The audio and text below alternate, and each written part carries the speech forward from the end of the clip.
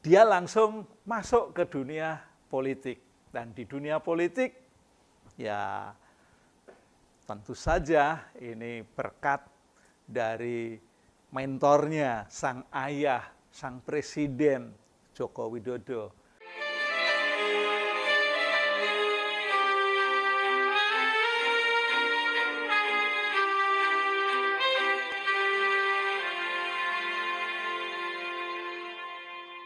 Sahabat Usia Mas, pada saat ini ingin memperbincangkan kembali tentang keluarga presiden. Kenapa keluarga presiden? Karena keluarga presiden ini sebetulnya trending topik semuanya loh, dua-duanya. Artinya putra-putranya itu, termasuk menantunya, termasuk presidennya sendiri itu trending topik terus sampai saat ini. Tapi kali ini sahabat Usia Mas akan mendiskusikan tentang Kaisang saja. Ya, mengapa Kaisang? Kaisang ini kan baru terjun di bidang politik nggak sampai 1 tahun kan, sampai hari ini. Karena dia kan langsung masuk ke Partai Solidaritas Indonesia itu di akhir-akhir tahun 2023. Itu jejak politiknya. Tapi sebelumnya dia memang mempunyai jejak yang lain, yaitu di bidang kewirausahaan, yaitu dia memiliki bisnis-bisnis yang berhubungan dengan yang namanya satu Sang Pisang, yang kedua Terna Kopi, yang ketiga Madang. Nah, itulah bisnis-bisnisnya. Ya, khususnya untuk Sang Pisang ini gerainya ada banyak tempat loh ternyata, luar biasa ya. Di kota-kota besar ada, di Bandung, di Surabaya, Jakarta, ya, Semarang, itu ada semuanya. Nah, artinya dia sudah bisa memimpin sebetulnya pada saat sebelum masuk ke dunia politik. Yang dipimpin ya para karyawannya lah gitu. Artinya mungkin setiap gerainya, setiap kedainya yang jumlah karyawannya taruhlah 10, kalau semua ada banyak kan, itu kan kedai-kedainya, gerai-gerainya lebih dari 20. Ya, kalau masing-masing 5 sudah 100, artinya dia sudah bisa memimpin, bisa memanage usahanya, ya, bisa memanage, bisa memimpin. Nah, sekarang dia langsung masuk ke dunia politik.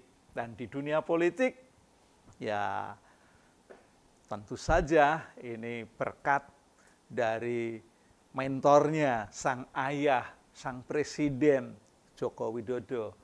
Gitu. Ya, ini pementoran ini tentu dimaknai dengan baik, dihidupi dengan baik oleh Kaisang. Ya. Dan Kaisang kan pada masa-masa pilkada ini sungguh luar biasa, ya, keliling, ya, terus ya, ke PKS, ya, mau menjalin komunikasi, dan komunikasinya juga berlangsung dengan baik. Ya, ke Partai Golkar juga berlangsung dengan baik, malahan Ketua Umum Golkar Erlangga langsung jika Kaisang mau dicalonkan di Jakarta akan diberi wakil ketuanya, yaitu Babah atau yang dikenal dengan yang membuat Babah Halun yang sudah malang melintang di bidang infrastruktur itu. Nah, ini semua menunjukkan bahwa Kaisang betul-betul ingin ya mendapatkan jabatan di pemerintahan, khususnya untuk jabatan gubernur. Nah, mau tidak mau, hal itu sudah dilakukan di banyak tempat. Ya, dia juga sampai ke Jawa Tengah, ke Jepara, ya, bahkan yang terakhir itu menghadiri atau silaturahmi ke tokoh agama di Jakarta yang cukup terkenal, ya, Ustadz Ali itu. Nah, ini semua merupakan bagian Kaisang untuk tampil di pemilu kada gubernur khususnya. Karena pada saat ini gubernur untuk di elektabilitas di Jawa Tengah sangat tinggi, sekalipun elektabilitas di DKI masih rendah. Ya. Bahkan dari hasil survei Litbang Kompas yang terakhir tentang elektabilitas ini masih menduduki peringkat yang sangat-sangat rendah sekali. Tapi masih dapat dipertimbangkan untuk dipilih di dalam pemilihan kepala daerah khusus Jakarta ini. Nah, ini artinya Kaisang masih punya harapan. Apalagi kalau sampai didukung oleh partai-partai yang kemarin di Pilpres itu bersekutu, bersama-sama mendukung Kaisang. Makanya apa yang di dalam elektabilitas itu ya masih bisa akan berubah. Karena elektabilitas belum tentu memberikan hasil positif pada saatnya. Ya, tapi juga secara umum karena itu penelitiannya ilmiah yang betul-betul ilmiah, maka berpeluang bisa berubah terus-menerus. Ya. Nah, bapaknya ini kan pernah menyatakan tentang Kaisang untuk maju di pilkada ini. Di pilkada Jakarta bagus, di pilkada Jawa Tengah bagus. Itu pernyataan Presiden Jokowi ketika ditanya oleh wartawan. Nah, artinya apa? Ini ada dua tempat yang mestinya akan digarap oleh Kaisang. Ya, mungkin juga bapaknya juga membantu dengan cara yang diam-diam. Ya, karena apa ya, kan bapaknya ini mempunyai kekuatan yang besar. Ya, efek-efek dari prestasi yang dilakukan oleh presiden ini tentu akan berpengaruh kepada anaknya, Kaisang ini. Ketika Pilpres dulu kan gambar Kaisang dan Presiden Jokowi tentang partai PSI itu kan tersebar di mana-mana. Ya, pernah saya ngunggah gambar itu di Sahabat Usia Mas yang saya ambil gambarnya atau posternya di daerah Jepara sana.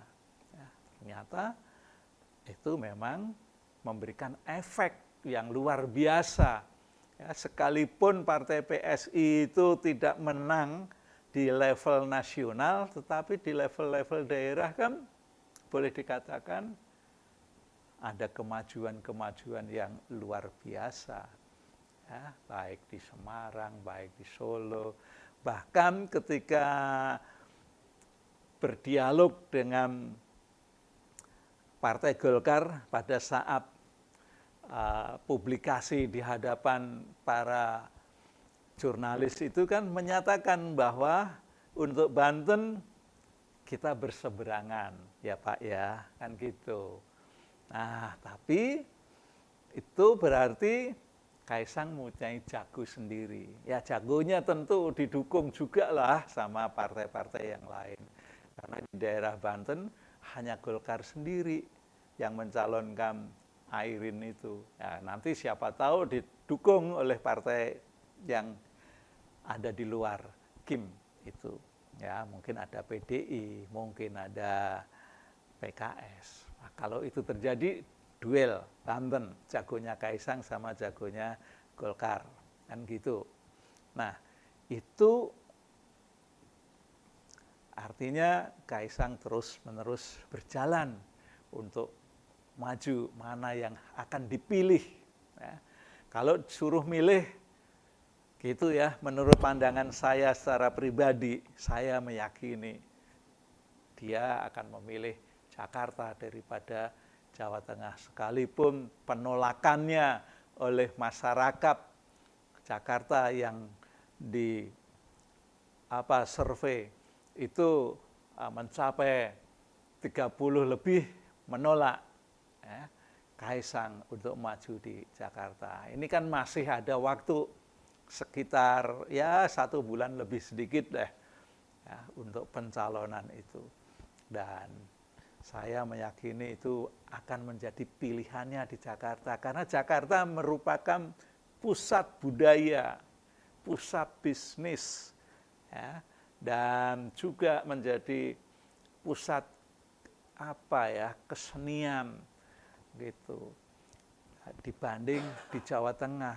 Kalau Jawa Tengah kan daerahnya luas sekali, ya, tantangannya lebih banyak. Apalagi di daerah Jawa Tengah, sebelum Pilpres kemarin kan itu kandangnya banteng. Ya, kalau di Jakarta kan masyarakatnya boleh dikatakan masyarakat yang rasional. Tapi juga sesungguhnya masyarakat Jakarta juga masih banyak loh yang nggak rasional. Ya, memang betul Jakarta itu banyak orang-orang yang berpendidikan di situ. Ya. Tapi para urban ini kan banyak yang pendidikannya rendah, hidup ya di tempat-tempat yang masih dapat dikatakan kurang layak, itu masih banyak sekali. Jadi Jakarta sebetulnya tantangannya juga banyak, apalagi ada kemacetan, ada banjir ya, yang nggak pernah terselesaikan dengan baik oleh pejabat manapun. Ya. Dan itu semua kalau masuk ke situ, Kaisang juga akan menghadapi tantangan. Tetapi kan tantangannya bisa didukung dengan yang lain. Nah, itulah gambaran pandangan pribadi saya. Jadi kalau Kaisang akan menetapkan pilihan, tentu akan memilih ke Jakarta dibanding Jawa Tengah. Nah, sekalipun penolakan sangat besar, tapi toh tetap menjadi pertimbangan untuk dipilih oleh masyarakat Jakarta. Oke ya, sampai di sini kita ketemu dan pada saat yang lain diskusi dengan materi yang berbeda. Oke, baik.